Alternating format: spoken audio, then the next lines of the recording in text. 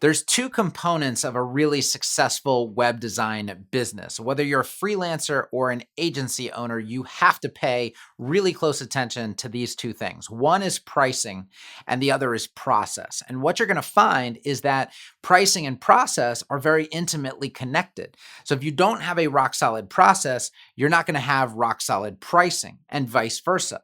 What I'm going to do in this video is I'm going to lay out my pricing methodology to hopefully help you fill in any gaps and really understand why these two things are critical and how they play off of each other.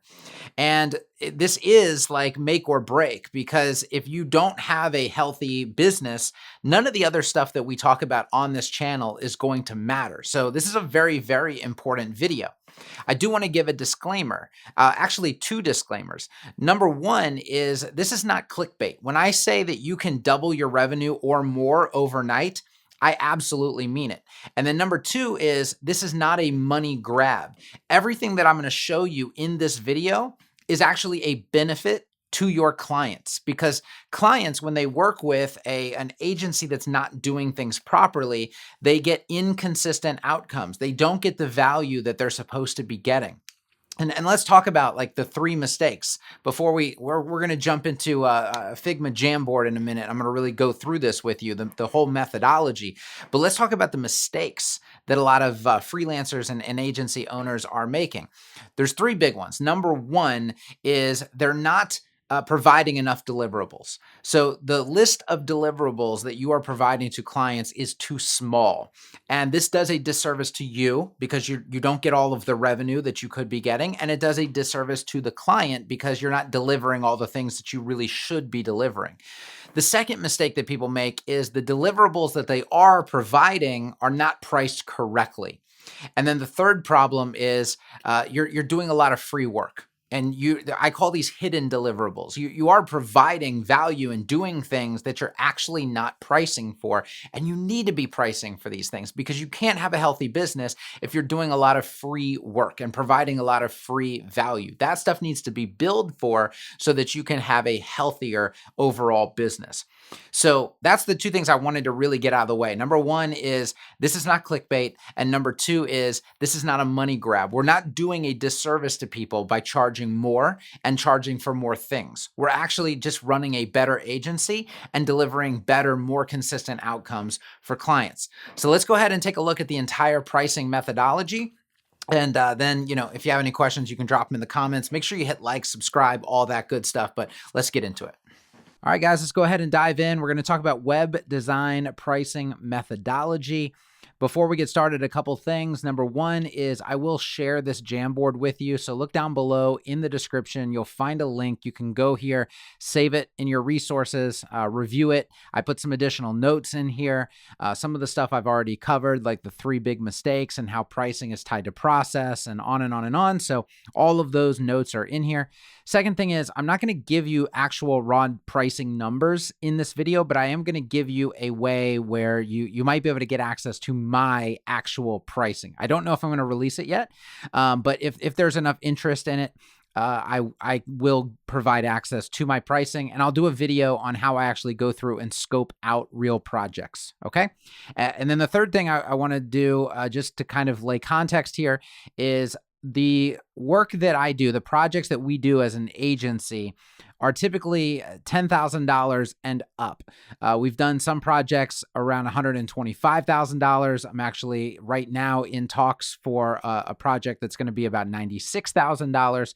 So depending on where you are with your web design business and whether you're a freelancer or an agency, if you're kind of hearing those numbers and thinking, wow, I don't know if I can even do projects like that, or if I'll ever get there, or how long it'll take, or even how those projects work and how pricing for those kinds of projects work, then you're probably going to find a lot of value in what I'm about to share with you.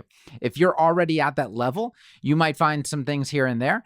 But obviously, well, let me just back up and say this. I'm also not presenting this as like the be all end all process and pricing methodology. it's very likely that my pricing is going to evolve over time and my process is going to evolve over time. It's already evolved to get to where it's at. So I'm just sharing a snapshot. Think of this as a glimpse. This is where I am now with all of this stuff. Take it or leave it, right? There's going to be value in here, hopefully.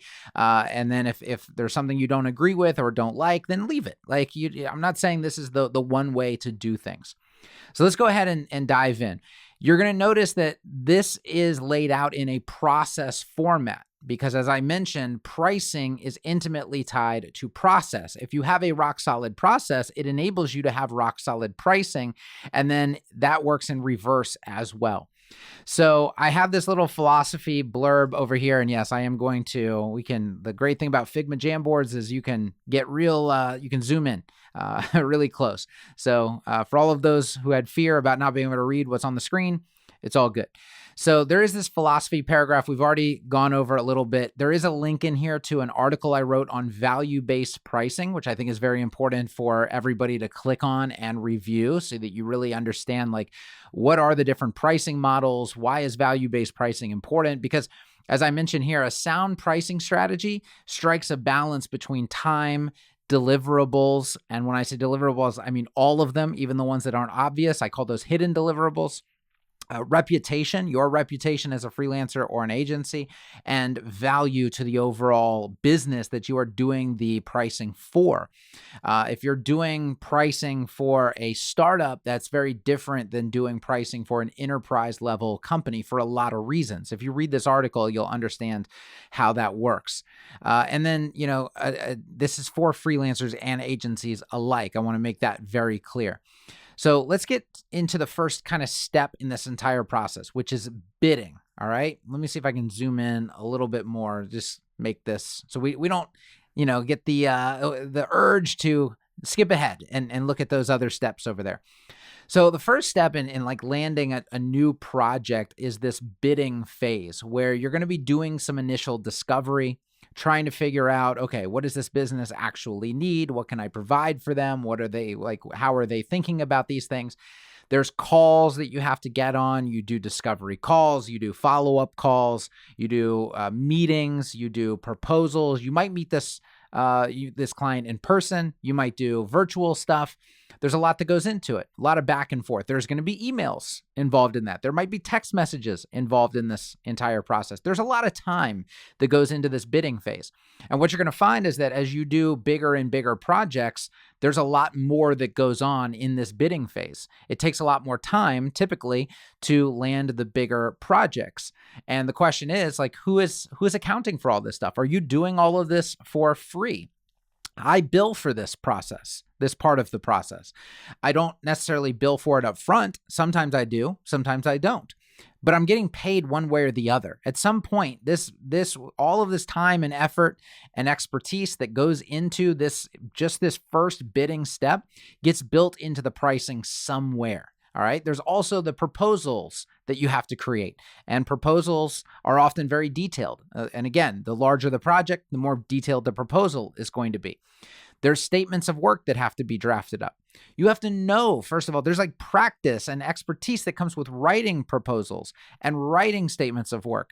So all of that time, just like your, education for a doctor goes into why doctors are expensive. Same thing. Like there's education that goes into all of these steps. And therefore, you should be seeing the value in that and billing for the value in that. There's contracts. Who's creating the contracts? And by the way, if you're doing all this stuff, what you're going to find, there's a link here, right? If you're doing all of this stuff yourself, it's easier to write it off and say, I don't have to bill for this stuff. I can get by not billing for this stuff. But you need to start thinking about scalability. And at some point, somebody is going to have to write a proposal. If it's not you, who is it going to be? And who's going to pay for that? Who's going to draft up the statement of work? And if it's not you, how are you going to pay for somebody else to do it, right? Who's going to create the contract? Who's going to do all the negotiations? Who's going to do the invoicing, right? Even down to like e-signature stuff. There's software involved in just getting signatures from people. So all of this stuff has value. All of this stuff takes time.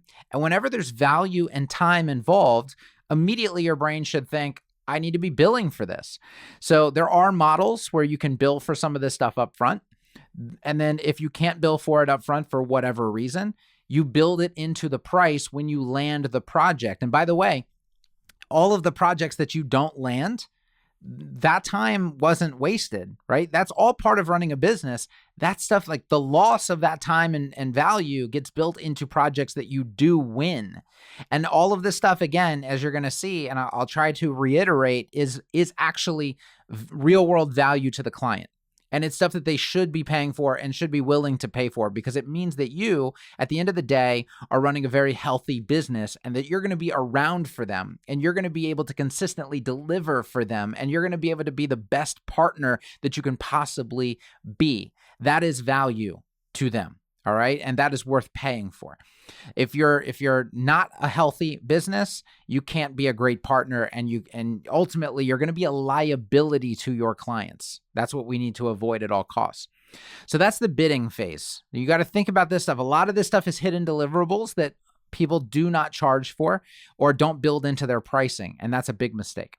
All right, so the next thing is the actual discovery. Let's say the contract is signed, the first payments are made, whatever your payment structure is. Again, I'll provide access to how I do all of that with specifics and with numbers. But right now, we're just talking about pricing methodology. So let's assume that the contract was signed, first payment's made. Now what? So we go into this discovery phase.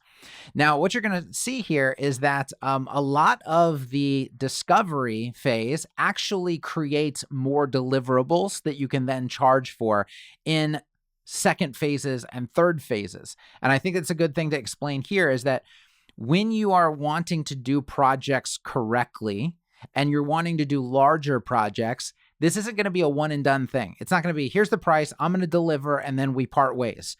What we're actively trying to do as an agency is build an ongoing relationship and an ongoing partnership with our clients. And they should be looking to you for strategy and direction. And so when phase one is done, it's like, what should we do next? What is the next step here? And you're kind of guiding that. And then, of course, you're doing the execution as well. So this discovery phase is important for two big reasons. Number one is it gives you a full scope of what's actually needed, because how can you provide what's needed for a business without doing a lot of research and a lot of discovery? There's time involved in this, so you're absolutely billing for this process right here. And then second is this lets you really understand the scope of the entire project and the roadmap of the entire project. So back here, if we back up to this bidding phase, what I'm really bidding on here is step number one. If I haven't billed for discovery up front, which again, is possible. And in some cases, I do that. And it's important to do that in some cases, not every case, and it's not possible in every case. But if you haven't billed for discovery up front, then what I'm billing for, what I'm quoting, what my proposal and my statement of work is for phase one, which is the obvious deliverables, okay? And then in discovery here, this discovery process is going to basically unveil or uncover what phase two, phase three, phase four, et cetera, need to look like. But you're going to be doing business discovery in this phase. So you have to learn about the client's business, how they do business, how they nurture leads to sales, how they currently get leads, what their conversion rates are. There's a lot of stuff that goes into just understanding how the business works, all of the services that they provide, all of the residuals and stuff tied to that. So a lot of discovery in terms of business discovery. Next is SEO discovery. So if we're going to build a website for a client, we have to know what the site architecture needs to look like. At a base level, what are your services? What are people searching for around those services? What are your service areas?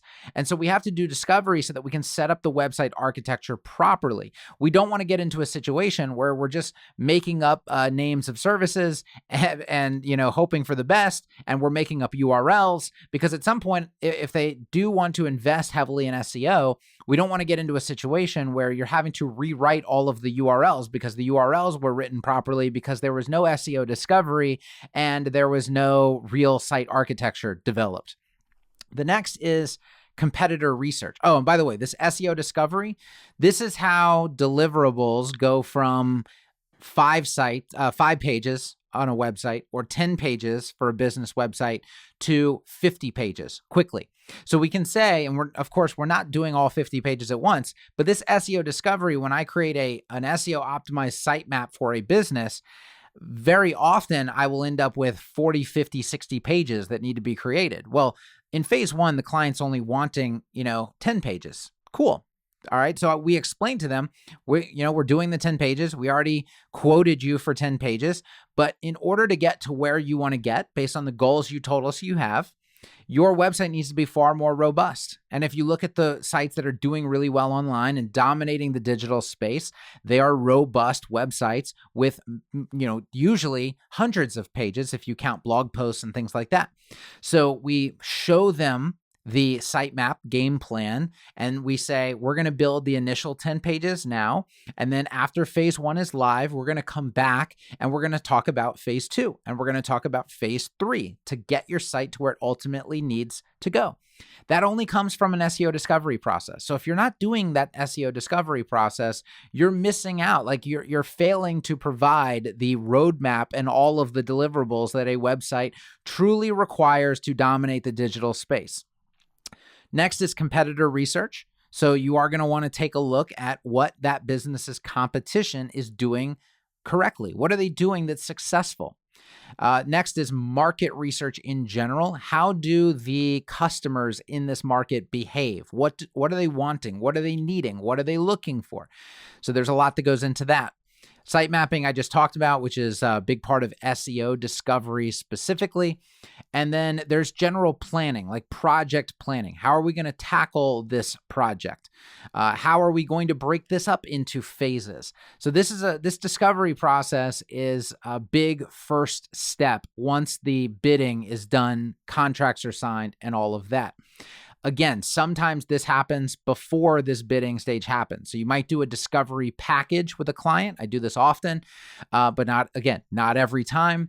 And then we actually get a much clearer glimpse of what needs to happen for this bidding process here. Okay, next is UX design. And when you do UX design, this is typically what I refer to as wireframing the version 1 of the website.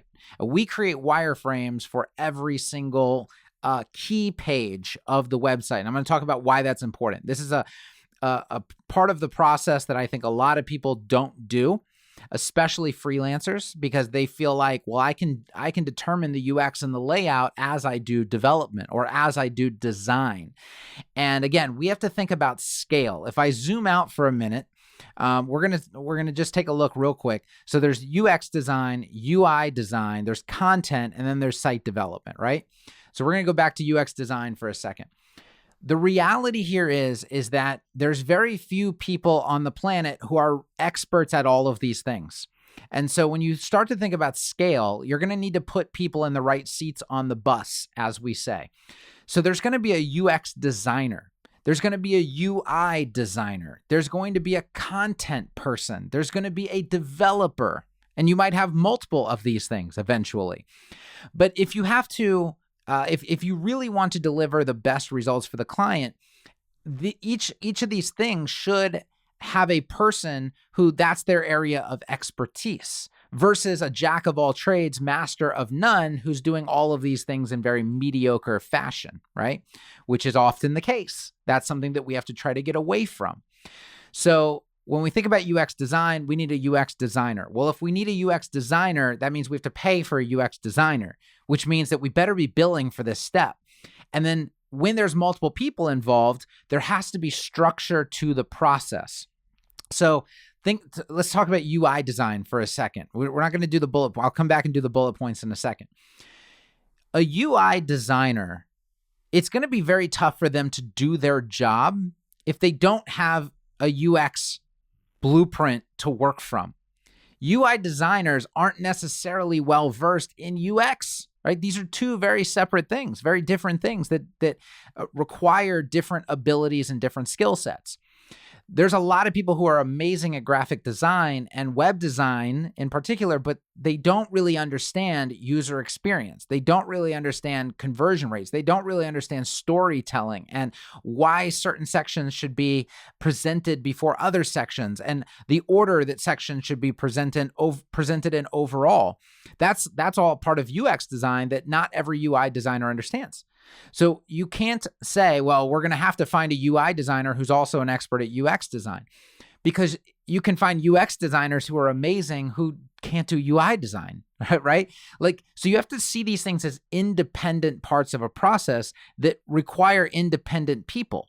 And when they require independent people, you need to, number one, bill for it accordingly. And number two, have this process set up so that each piece doesn't have a block. Right? If your process has a blocking point, it's going to fall apart.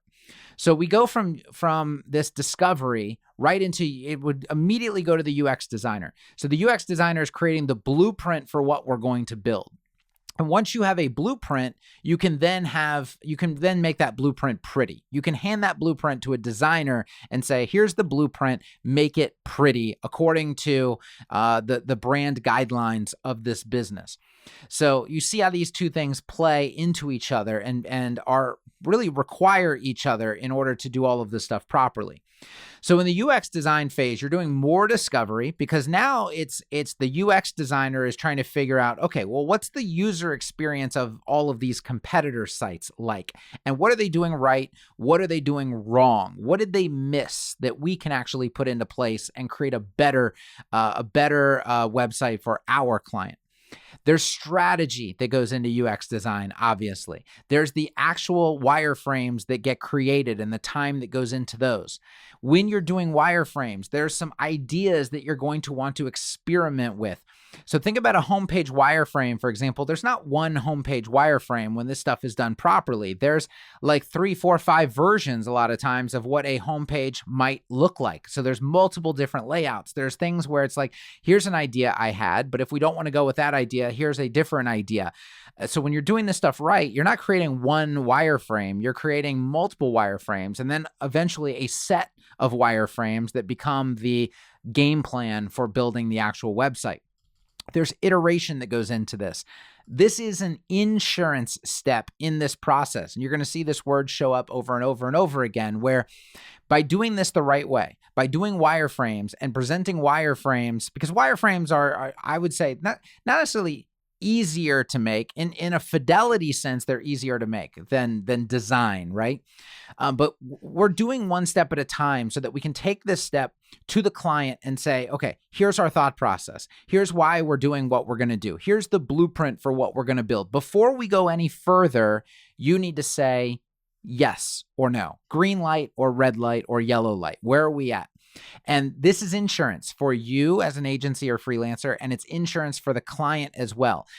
When we hear horror stories in web design, it's because people tried to do design and UX and content and development often all at the same time. And the wrong things get built, things get missed.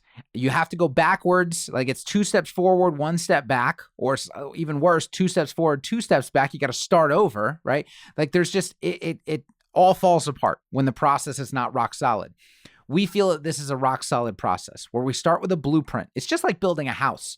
You would never get your interior designer to make the blueprints. That's what I'm trying to communicate here, right? And you wouldn't try to do blueprinting with interior design at the same time. You do the blueprint first, right? Then you do the construction, right? And after it's done, you start it. Now, houses are a bit different, obviously, but you understand that there's a reason houses go through a very specific process, okay? And there's a reason that there's a reason you hire an architect to do blueprints and not an interior designer. And the same thing is true with web. So UX design, we have a UX designer doing all of this stuff. This is following this process is insurance for the entire process, okay? Am I saying the word process too much? I don't know. So next, after blueprints, we can send it to UI, to a designer, right? And so they're going to make this pretty. But the UI designer has to do their own discovery, right? So they have to see like where the UX designer went to the competition and said, okay, what are they using for layouts? How are they presenting the information? What order are they presenting the information in, and so on. A UI designer is saying, oh, what kind of design elements are these other competitors using, right? How are they approaching design? What are they doing right? What are they doing wrong? How can we do this better? Can we be creative in some form or fashion? Where do we not need to be creative? Where do we need to be more straightforward? We have to do discovery on the brand guidelines for the business. We have to go back and forth with what are they wanting in terms of a look and a feel. So there's a lot of strategy here. There's a lot of discovery here. We haven't even got to making anything yet. When we pull up Figma and start doing a high fidelity design, that's where the actual work is starting to get done. That has to be billed for, but all this other stuff has to be billed for as well, or at least it has to be built into the pricing, right? Like the client, we're explaining this high level, but when you see me do actual pricing and scope, all of this stuff gets bundled into one price per page, typically, or per element, or, like it'll make more sense when you actually see it. But this is what gets built into the pricing. There's also experimentation here, right? The designer's not going to create one design, be done, and hand it off, right? They're going to go through a lot of iteration. They're going to experiment with different ideas. They might design 5 different things and then delete it all because they don't like the direction that it was going in.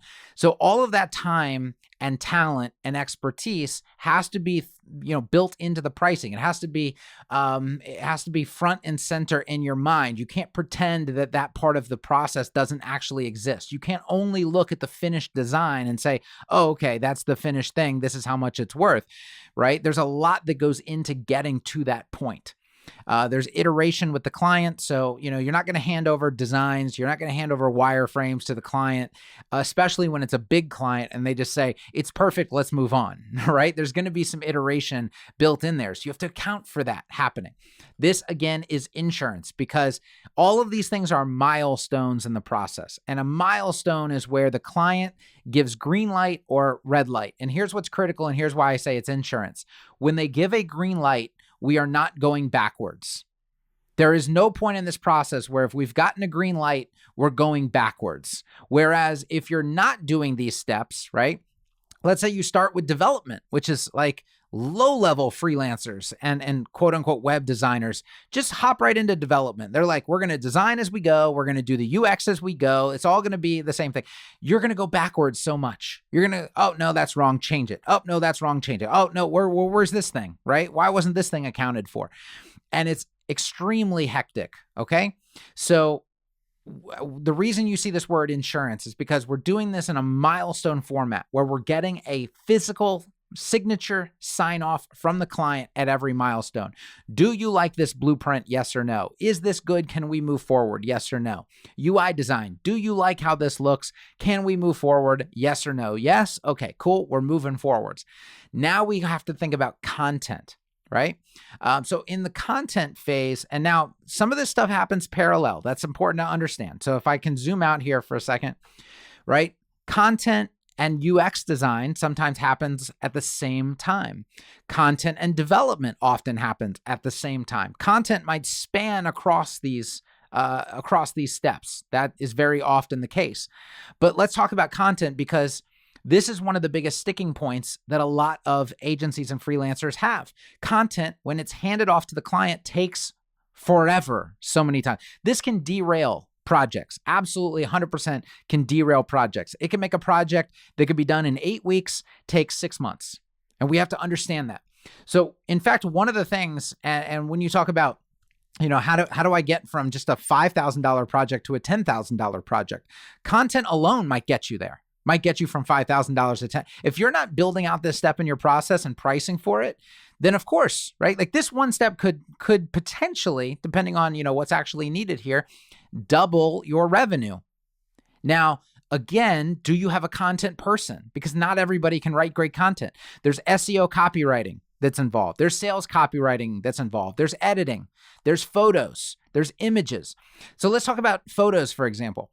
Are you going for free to stock photo sites and sourcing photos for your clients? Is that built into your pricing? That time and talent that requires, is that built into your pricing? If it's not, then you're making a big mistake. Just organizing content, right? Like how many times is the client, like you have to babysit the client on here's how to get us the content that we need. Here's how we need the content organized.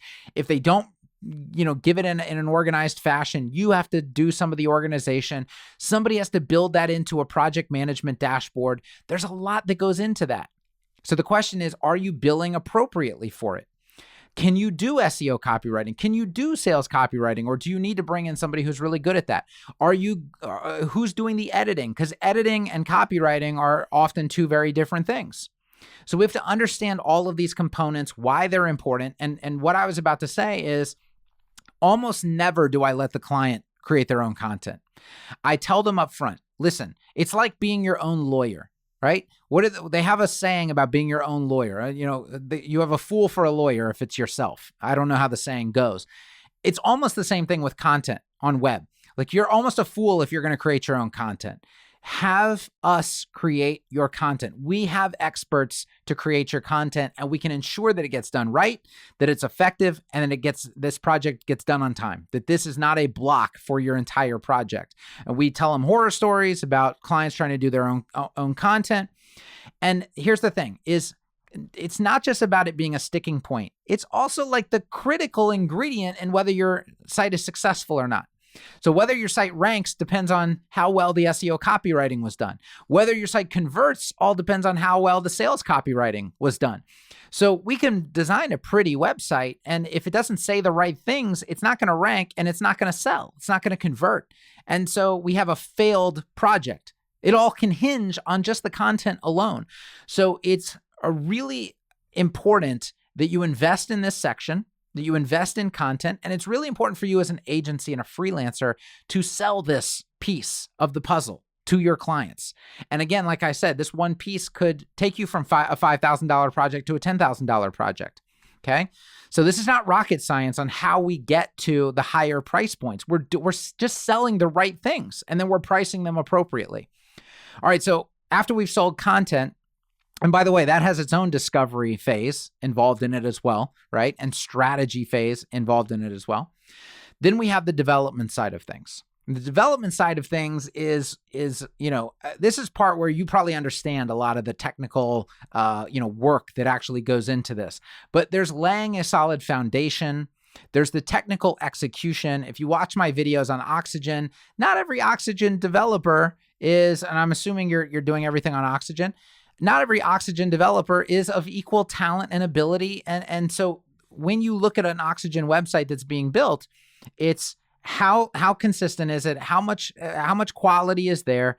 How much future proofing is there? I put that on here, right? Because if we create a site that's very messy, there's no class organization, there's code all over the place, extra code, none of it's organized.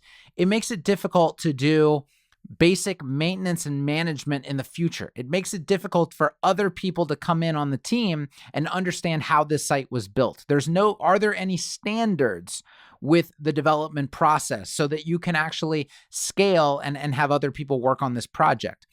All of those things are important, right? And so when you're pricing this stage, you've got to take into account, like, we're not just building this site. We're not just doing Oxygen development. We're doing Oxygen development really well. And here's how much time and study and practice it took to get to this point. You have to pay for all of that because and you can go to, these online sites and hire people who claim to do Oxygen, but what is the end result you're going to get? So there really should be insurance in here as well. There should be an insurance billable, right? This isn't actually a line item on an invoice or anything, but this is how you have to think about it. Like when they choose you to do this, you know what they're getting, right? They're getting a high quality result, hopefully. And in doing these videos, want to hold everybody accountable and say we should all be doing the highest quality work possible. And then pricing according to the quality that we can actually deliver. All right. So, if I show you access to my pricing, you can't just copy it if you can't deliver the value and the quality that I deliver and the consistency that I deliver, right? But you can use it as a framework for yourself and work to eventually get there and be upfront with your clients. If you're going to go at lower price points because you have less experience, Tell clients that up front, right? A lot of them will still use you. It's okay, but be honest with them. Don't pretend like you're going to knock it out of the park with the highest quality thing at a really low rate. All right. But just look at all the stuff. Like there's punch lists, there's site performance you have to worry about. There's future proofing, there's testing, there's mobile usability. There's like the laundry list goes on. So is all of this stuff properly being billed for is the question. Next is the launch phase. So you have all your standard launch items. You have URL redirects that you probably have to put in place. There's more testing that has to be done. There's speed optimization that has to be done. A lot goes into launch. And the question is, are you pricing for all of those items? Or are you just saying, hey, that's just deliverables I do for free? Like most of the time, what I feel like is people scope out a website. Here's the work I have to do to actually build this site, and I'll design it as I go. And then they say $2,500, and then everything else just gets done for free. All the discovery research either doesn't get done at all, which is not a disservice to your client, or it gets done for free. All the launch items afterwards, all the punch lists, all the logistics. Let's zoom out and look at this because I have this little blue line. What does this say? Project management. You have much project management, phone calls, emails, team logistics, software, timelines goes into a project, and that often just gets done for free. It's like, oh, well, that's just the cost of doing business. No. That's not the cost of doing business. If a large client, and you really see this when you use large client, when you do work for large clients, right? So I have a client who, they're spending $100,000 a month on Google Ads, right? This is a $125,000 project that just to us, right? For this, if they were to hire an internal team to build their website and do UX and do UI design and all of that, they would have a project manager. Do you know what they would be doing with that project manager?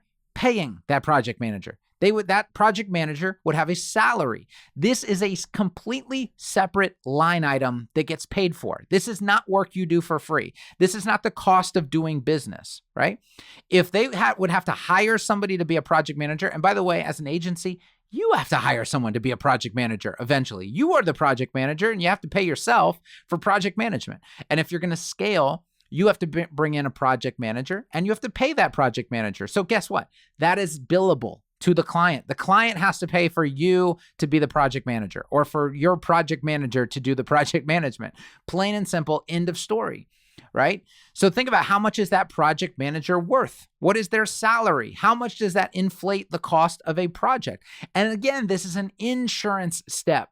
If a project doesn't have a project manager or proper project management, it goes off the rails. And if it goes off the rails, a lot of time and a lot of money is lost. So this is insurance against those losses. It's not just a standard billable. It's half of it's an insurance billable in a lot of ways. That's how I think about it. Okay, so here's the process that pretty much every website project goes through that we touch, right? So we start with bidding, we do discovery. Sometimes these two things are flip-flopped. Then there's UX design, then there's UI design, then there's content, then there's development, and then there's launch. And yes, some of these things are done in parallel, but it's because multiple people are doing them. Everybody's in the right seat on the bus. There's a lot of really solid project management, a lot of really solid communication. We're working in a milestone format, so we're getting sign-offs at every step of the game. So we're never going backwards, and there's never any delays. All right, cool. So we talked about all of that. Next comes down to like website management, right? Like what is the management process and the billables going to look like going forwards? And then who is driving the digital strategy and execution for this project? So that needs to be thought about. And that can be an entirely separate thing. So often if I'm doing a website that's $25,000, there's a digital strategy and execution package that's attached to that a lot of times that might be $60,000. And so now we have a project over the course of maybe a year that's a $75,000 project.